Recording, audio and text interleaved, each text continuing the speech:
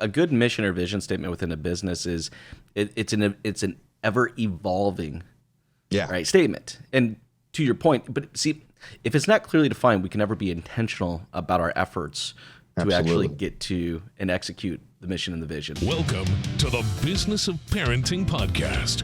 Tune in as we discuss the principles of successful parenting as a business professional. Here's your host, Jason Harris.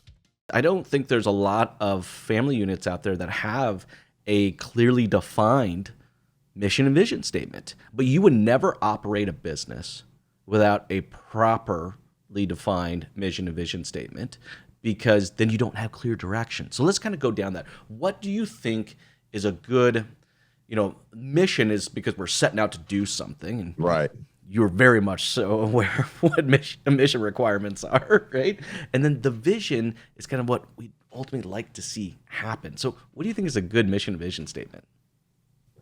Wow, that's a very, very, man, I have to tell you this, Jason, that's a great perspective and that's a great thought right there. A mission and vision statement. I think that we do that without even realizing we're doing that. 100%. One is like my son going to college. What a mission that was. That's something we took over the last 4 years, making sure his grades were good, making sure he kept up with certain GPAs, make sure he took certain classes to get him to that next level, right? And of course, also not just academic, but also what kind of activities is he doing during school? What kind of clubs is he involved with? Who are his friends, right? It's no different than like finding the right employees to be around. When you look at it in all business aspects, you want to make sure that not only is he the right hire, which I had no choice, right? That was my child. It was built that way. But at the same time, is he the right hire, and who are we hiring with him to enhance him, right? And it's not really hiring. It's what kind of friends is he around? Who is he being influenced by, right? I think that we obviously are the sum of the 5 people we surround ourselves with. So we also want to make sure that my son understands that. So the mission statement over the last 4 years was to, hey, we're going to get you a scholarship. We're going to get you to college, and you're going to start your next education going into adulthood. So how do we get him to do that and be excited about that? So we encouraged, we just like we would do, we bonused him for good grades. We did so many things to be able to get that vision of what we believe he has the ability to do.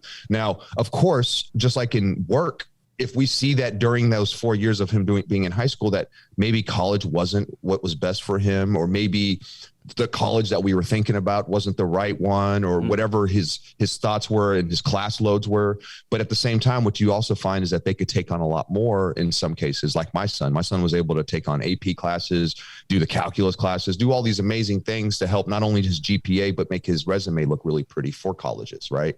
So, that's kind of what we worked on. I don't know if that answers the question, but it does. Because if you think about it, like a good mission or vision statement within a business is it's an ever evolving right statement. And to your point, but see, if it's not clearly defined, we can never be intentional about our efforts to actually get to and execute the mission and the vision. So like me, my vision, all right, for my kids, because they're still young, right? I have 7, 9, and 11. My vision is that they become productive young adults. Okay. Amen. And maybe that's because I've interviewed a lot of maybe not so productive young adults.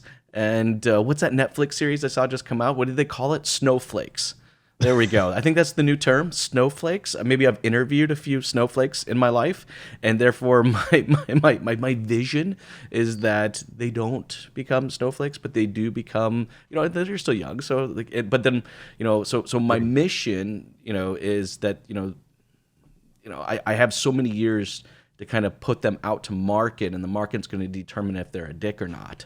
And so like I have a mission to kind of do what I need to do to kind of develop out and coach and train, this person. I mean, look, I know this train of thought may not sound appropriate for, like, it's not the norm. Let's just say that it's not the norm for parenting standards. What's the norm with you, Jason? Nothing. Let's keep it going. Yeah, there we go. Right. Like it's a bit, but it's just, that's how my brain kind of is able to kind of process it so that I am intentional about my efforts. Thanks for tuning in to the Business of Parenting podcast with your host, Jason Harris. Don't want to miss new content? Be sure to check out the full podcast library at strategywithjason.com to stay in the know. Remember to like, comment, and subscribe. Happy podcasting.